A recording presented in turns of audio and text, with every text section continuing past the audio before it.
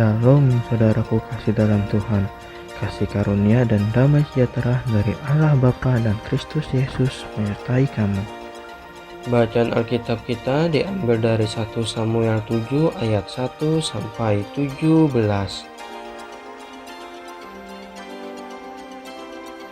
Lalu orang-orang Kiryat Yearim datang. Mereka mengangkat tabut Tuhan itu dan membawanya ke dalam rumah Abinadab yang di atas bukit, dan Eliezer anaknya mereka kuduskan untuk menjaga tabut Tuhan itu.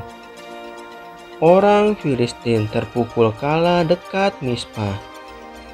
Sejak saat tabut itu tinggal di Kiryat Yearim, berlalulah waktu yang cukup lama, yakni 20 tahun, dan seluruh kaum Israel mengeluh kepada Tuhan.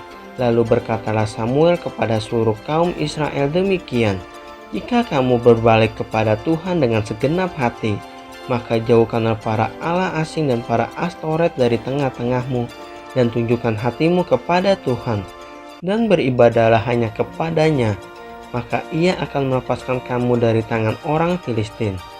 Kemudian orang-orang Israel menjauhkan para Baal dan para Astoret dan beribadah hanya kepada Tuhan. Lalu berkatalah Samuel, "Kumpulkanlah segenap orang Israel ke Mispa, maka aku akan berdoa untuk kamu kepada Tuhan." Setelah berkumpul di Mispa, mereka menimba air dan mencurahkannya di hadapan Tuhan. Mereka juga berpuasa pada hari itu dan berkata di sana, "Kami telah berdosa kepada Tuhan." Dan Samuel menghakimi orang Israel di Mispa. Ketika didengar orang Filistin bahwa orang Israel telah berkumpul di Mispa, majulah raja-raja kota orang Filistin mendatangi orang Israel. Serta didengar orang Israel demikian, maka ketakutanlah mereka terhadap orang Filistin. Lalu kata orang Israel kepada Samuel, "Janganlah berhenti berseru bagi kami kepada Tuhan Allah kita, supaya ia menyelamatkan kami dari tangan orang Filistin itu." Sesudah itu Samuel mengambil seekor anak domba yang sedang menyusu, lalu mempersembahkan seluruhnya kepada Tuhan sebagai korban bakaran. Dan ketika Samuel berseru kepada Tuhan bagi orang Israel, maka Tuhan menjawab dia. Sedang Samuel mempersembahkan korban bakaran itu, majulah orang Filistin berperang melawan orang Israel.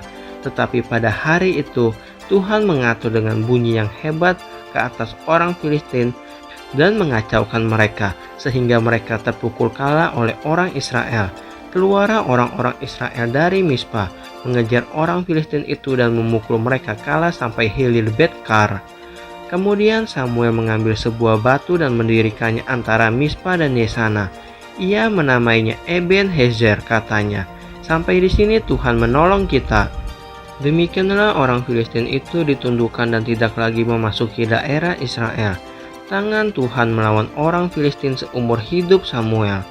Dan kota-kota yang diambil orang Filistin daripada Israel kembali pula kepada Israel, mulai dari Ekron sampai Gad, dan orang Israel merebut daerah sekitarnya dari tangan orang Filistin. Antara orang Israel dan orang Amori ada damai. Samuel sebagai hakim. Samuel memerintah sebagai hakim atas orang Israel seumur hidupnya. Dari tahun ke tahun ia berkeliling ke Betel, Gilgal, dan Mispa, dan memerintah atas orang Israel di segala tempat itu.